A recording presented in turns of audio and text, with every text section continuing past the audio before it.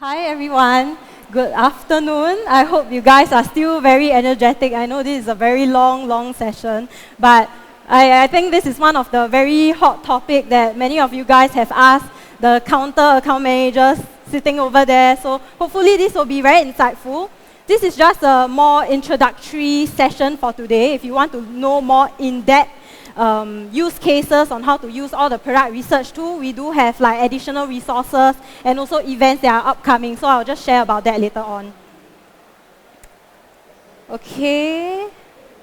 So just to quickly bring you through the agenda, today is more of like a theoretical session telling you what is selection methodology, what are the things that you need to take note of when you decide what you should sell, and some of the tips that are coming from the existing sellers that are doing really well on Amazon.com right now.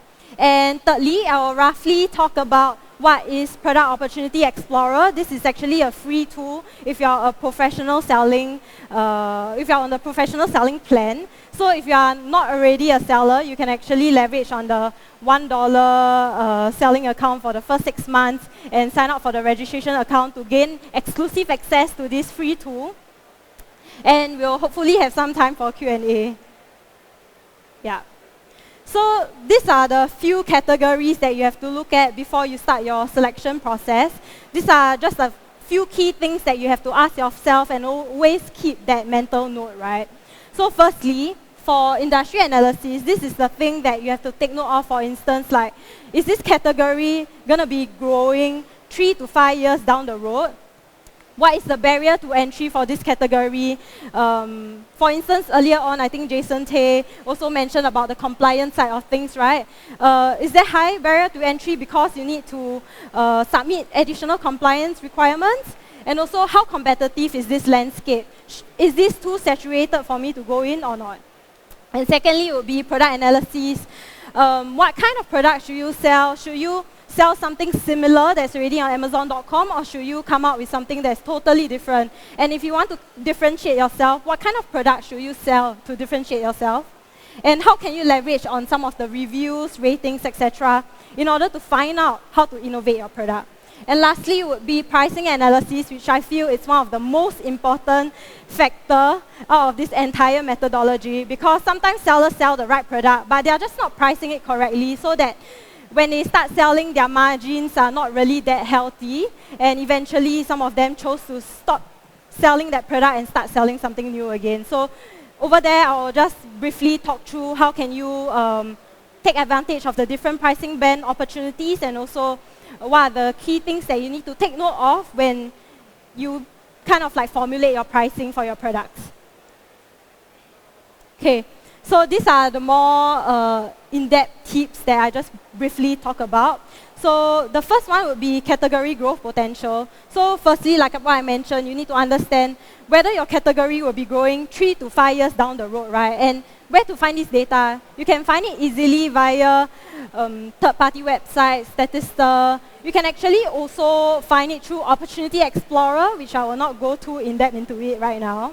And secondly, what is the purchase rate of all these products, right? Is this category something that is a necessity? People will always buy every month? Or is this a product that's only useful, or a more gifting product during Thanksgiving, right? This product will only sell during the Q4 peak season. So you need to be aware of these seasonal trends in order to be aware of, for instance, how much inventory you need to inbound, is there a growth potential, etc.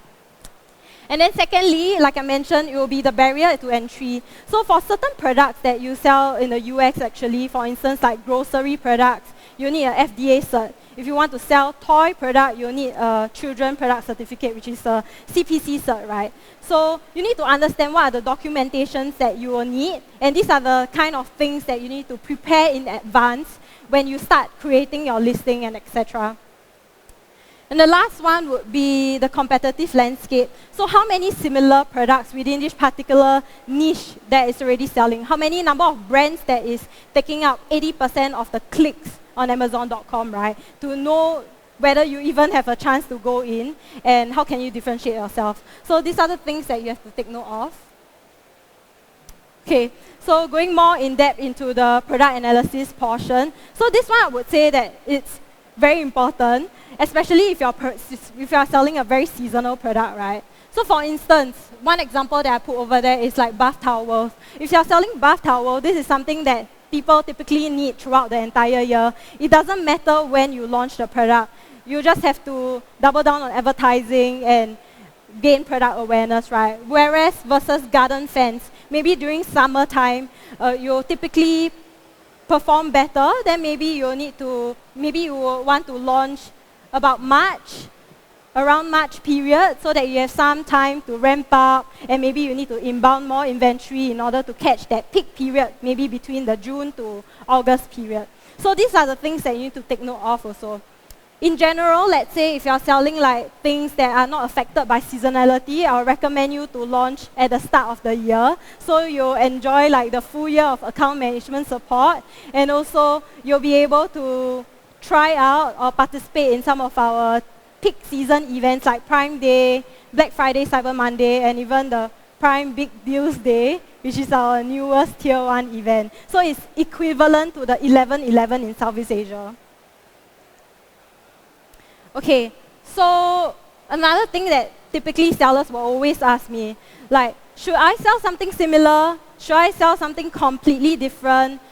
If not, how, right? So this is really up to your business needs. Maybe if you have an existing business, you are already reselling particular products, so you need to strategize based on the products that you already have. But let's say if you are a net new seller, you don't know what to sell, I would recommend you to innovate and come up with something that is more differentiated, right? So that you'll be able to have that point of difference in order to win over that specific niche, I would say.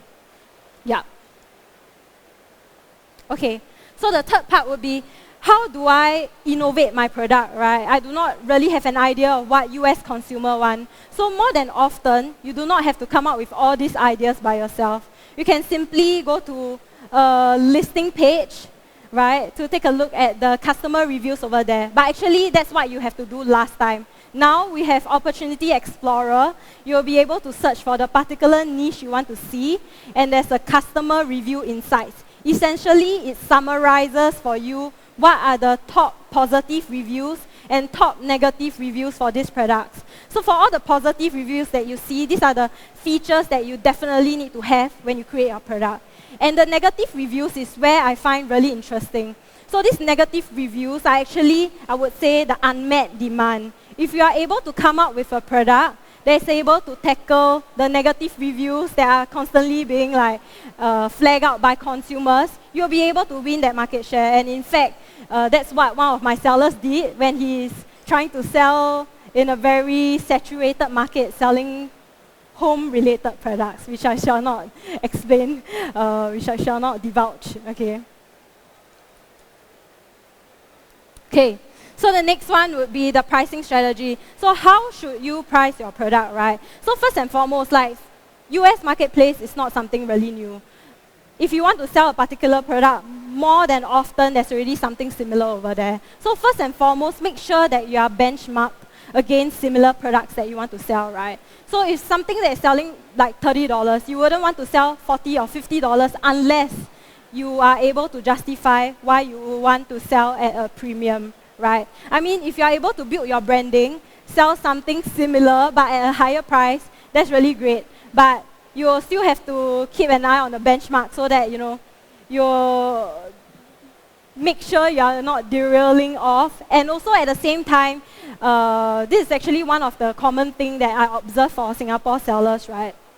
So Singapore sellers, typically I would say, when you sell things in Singapore, sometimes it's a bit cheaper. Then when you go into a US marketplace on Amazon.com and you search for similar products, sometimes it's like a bit more pricey. So actually sometimes you don't have to, I would say, lowball yourself or your product. So just take a look at what competitors are selling, and also similar products are pricing also.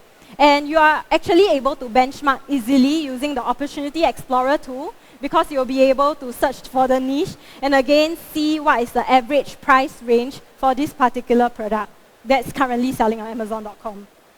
Okay.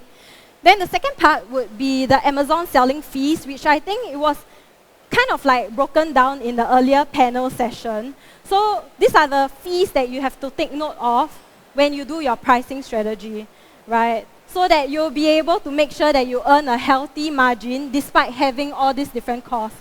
So the first one would be the professional selling plan, which is a plan where by default we'll advise sellers to take that on. Anyway, now we have the $1 promotion. With that, you'll be able to get account management support from the new seller recruitment team, which is the team I'm in, for 1 full year. On top of that, you'll be able to have access to like advertising tools. You'll be able to use like bulk upload listing tools. You'll gain access to featured box, the buy box, and many more. So by default, usually we'll always recommend the professional selling plan. And the second part would be the referral fees. So referral fees are basically the commission that you have to pay to Amazon for every items that you sell, right? So different category will have different fees, and typically it will range between 8 to 15%. And the third one would be fulfillment fee, which I would typically divide into 3 categories. Firstly would be shipment to the US. So that one you will have to get a quotation directly from your logistic provider.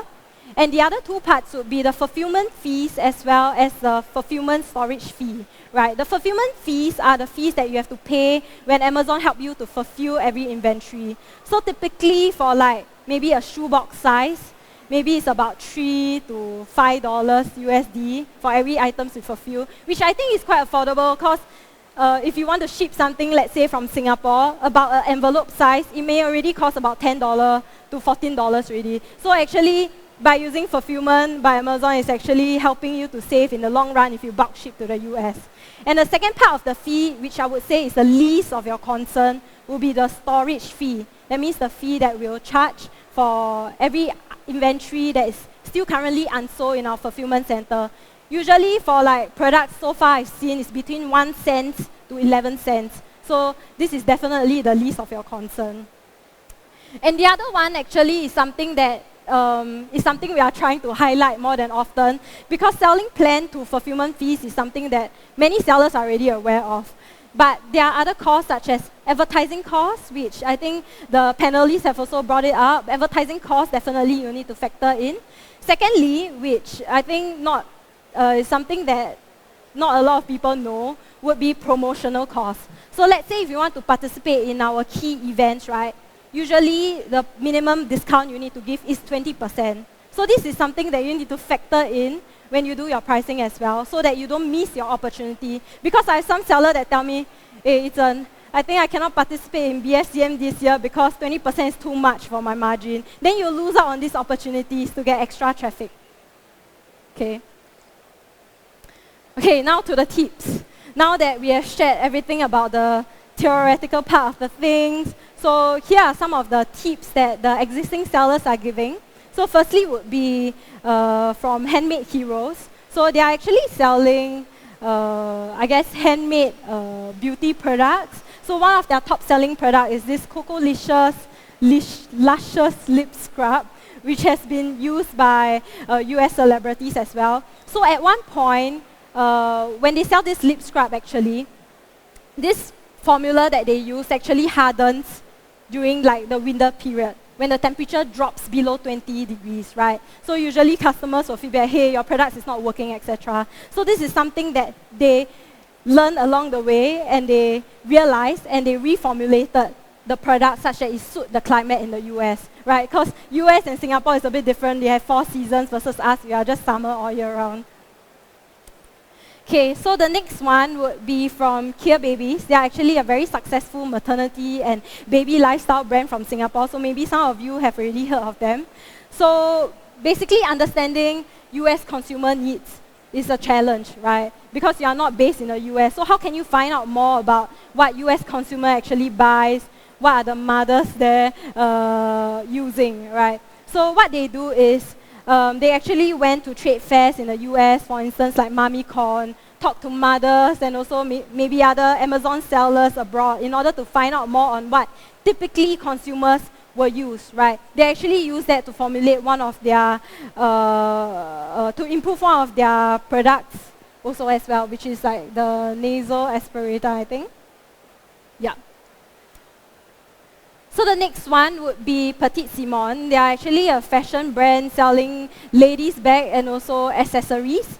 So what they do is they speak to influencers and also leverage on online data in order to understand what are the customers' trends, what are people buying. So at one point they found that retro trend was actually trending. So to improve their product, they actually look at customer reviews. They also tweak some of their bags sizes accordingly in order to feed to like the US consumers. So apparently like the US consumers, they like to have bags that are slightly bigger. So their mini bag and our mini bag, the size is different. Okay, so this one I think is one of the last seller, which is from Baby K. So this is also another baby accessories and product brand. They usually use Amazon data such as the frequently purchased with that section in order to understand what other products are commonly being purchased together with the product that they are selling.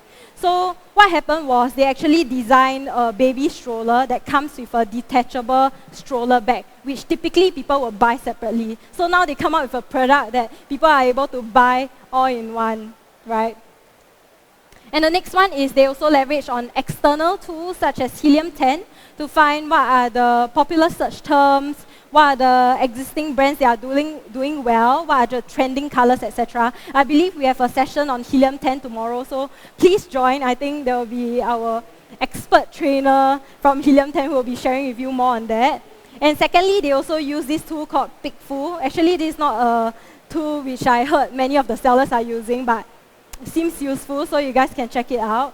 They actually leverage on that to conduct consumer polls in order to find out what kind of product people buy. So one example would be like the ladybug design of their playmat, right? People say that the ladybug spots, right? If you have 7 spots, it means that it's lucky. So they launch a design that has 7 ladybug spots. Yeah.